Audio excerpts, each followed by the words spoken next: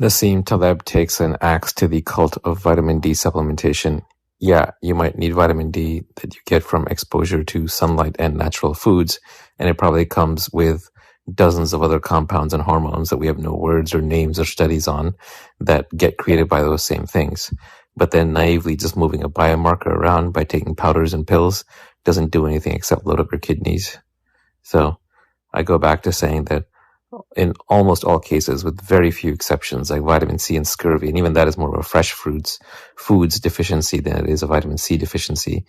Almost all of these powders, pills, and supplements are complete nonsense, waste of money, and overloading your kidneys and livers with unnecessary toxins.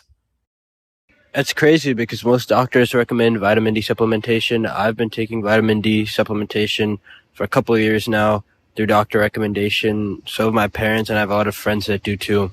My question is, what do you guys use to get your medical information that you feel is pretty reliable? We've seen that sometimes doctors aren't really reliable or other sources of information on the web. So what do you guys use to at least verify some medical information? Take this with a major grain of salt, because on one end of the spectrum, you have losers like the Liver King trying to sell you BS supplements. But on the other end, you have highly accomplished doctors, academics, and scientists pushing out their wisdom in the form of highly digestible content like podcasts and books. And these books and podcasts are scrutinized by the global community of other academics. So me, as a person who graduated in CS, definitely doesn't have time to read 10 research papers about the gut microbiome, but still wants to make informed decisions about what I put in my body. Someone like Andrew Huberman can read 10 research papers from reputable sources like Nature and Cell and make a 2-hour podcast about how it works in general and actionable protocols you can start taking to improve your health. And I think it's really valuable because, like I said, since the nature of the internet allows the clear winners to emerge in a basically free market of ideas, it's kind of the best we have right now. Oh, that's interesting. I thought the amyloid plaque theory of Alzheimer's disease got disproven. They had something that came out recently that like prevented the formation of amyloid plaques in the brain, and like it wasn't effective. And the study that they used even to like somehow justify that, I don't know. I didn't look at any of it myself. It was disproven. Like they like falsified images and everything. So I thought the whole amyloid plaque theory was out at this point. But if something works, it works. I'm a pragmatic man. Genes, memes, viruses, gut bacteria, all competing with each other, trying to control the host, which is the individual. It's interesting that you say that, because the point I made earlier is that there is no ultimate truth. There is no verifiable medical source. And that is the era of justificationism, to decide whom to trust or what knowledge to believe based on the status or prestige of a source. Though I agree it can be a useful heuristic, especially if other publishers that have less status and prestige are known to be of less quality and less rigorous in their research and make a lot of errors. But I don't think that that's necessarily the case. But I wonder, to what extent that might be the case, actually, and to what extent the status of nature and science is actually justified. So, to summarize, I think the best source of medical information and knowledge is your own experience and your own hard-to-vary explanations. So if you read something and you perceive one explanation as harder to vary, it seems harder to refute that theory with the given knowledge you already have, then I think that is more trustworthy than something else which cites a bunch of other papers which are like very complex and there's no coherent explanation to it. Oh, Moritz, I know, but like that is true philosophically, but in the pragmatic conversation we're having here, you do have places you go and like you have a body of knowledge that came from somewhere about medicine, and it wasn't beautifully butterflied, right? There's a common sense way to track down stuff that generally works. Like, I don't know, generally. Like, it's the state of modern medicine. It's not ideal, but 98% of the time we don't think about it because it's a nothing burger.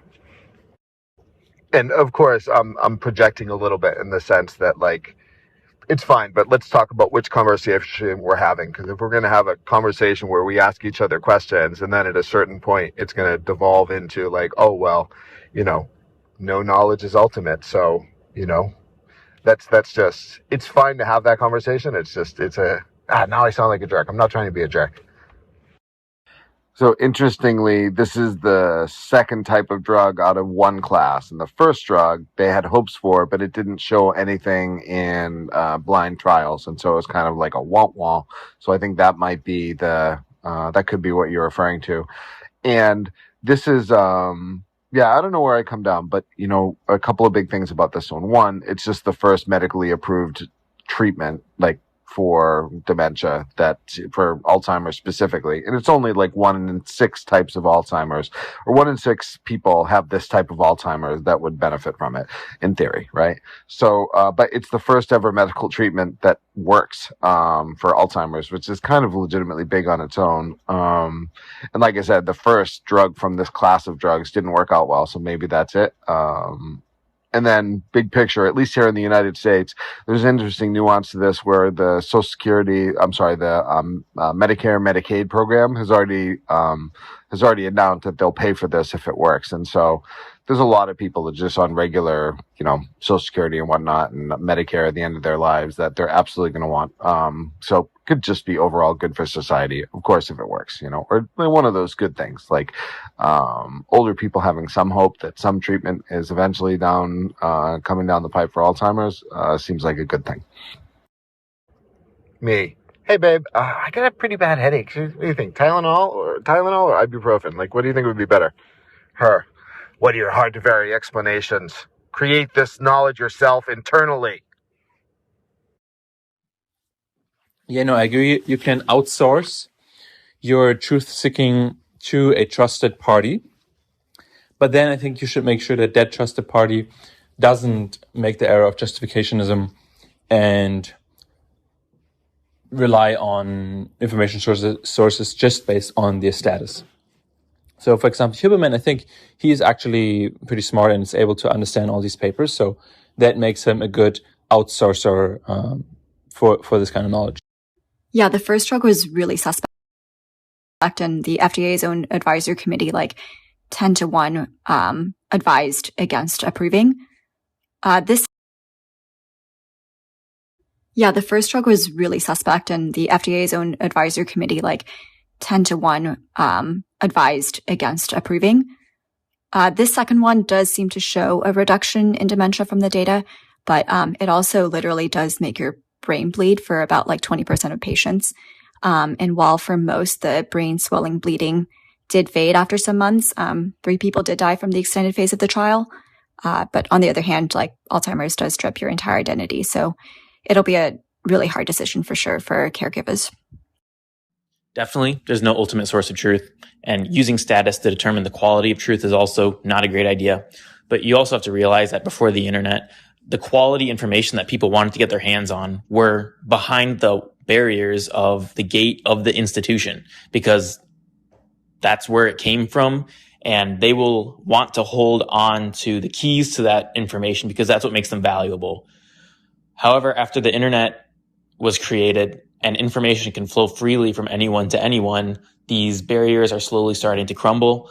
The paywalls behind quality academic journals are an indicator of the institutions trying to hold on to that power, but this will slowly change. But the point I'm trying to make is that as for now, the quality information still lies behind those walls. So those credentials still hold some merit in the real world.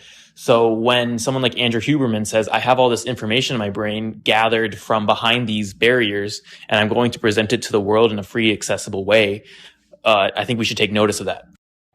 I'm curious, those who have read the Alzheimer treatment papers, what is the effect of the treatment, or why would it lead to brain bleeding?